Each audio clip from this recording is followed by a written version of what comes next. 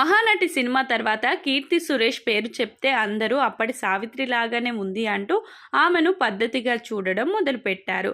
ఆ మహానటి ఖచ్చితంగా కీర్తి సురేష్లో పోలినట్లుగానే ఉంటుంది. అందుకు సాక్ష్యంగా ఆమెకు నేషనల్ అవార్డు కూడా దక్కింది. అయితే ఈ గుర్తింపు ఆమెకు సరిపోలేదు. ఆమెకు అవకాశాలు కూడా రావడం లేదు. ప్రస్తుతం తెలుగు సినిమాలలో ఇండస్ట్రీలో అయితే ఒక్క చిత్రం కూడా సరిగ్గా ఒప్పుకోవడం లేదు. ప్రస్తుతం కీర్తి సురేష్కి టాలీవుడ్పై ఎలాంటి ఫోకస్ లేదు. ఆమె ఫోకస్ మొత్తం బాలీవుడ్కి షిఫ్ట్ అయిపోయింది. మరి బాలీవుడ్లో పద్ధతిగా ఉంటే కుదరదు కదా, అందుకే ఆమె తీరు పూర్తిగా మార్చేసుకుంది.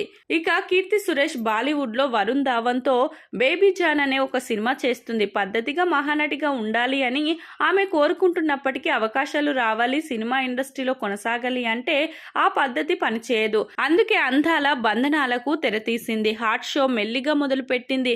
ముందుగా తెలుగు సినిమా ఇండస్ట్రీలో బిజీ అవ్వడానికి బరువు తగ్గింది.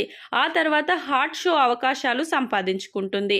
అంతేకాదు ఆమె ఎవరు ఊహించని విధంగా లిప్ లాక్ చేయడానికి కూడా ఓకే చెప్పేస్తుంది. బాలీవుడ్ సినిమా అంటే ఆ మాత్రం ఉంటుంది కదా. మొదట్లో కాస్త మొహమాటానికి పోయినా ఇప్పుడు ఎలాంటి హద్దులు లేవు అని క్లారిటీ ఇస్తుంది.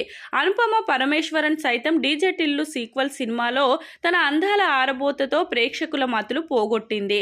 ఇప్పుడు కీర్తి సురేష్ సైతం ఆ రకంగానే ప్రేక్షకులకు కిక్కెక్కించాలని డిసైడ్ అయిపోయిందట. ఇకపైన చూడాలి ముందు ముందు ఎన్ని సినిమా అవకాశాలు దక్కించుకుంటుందో.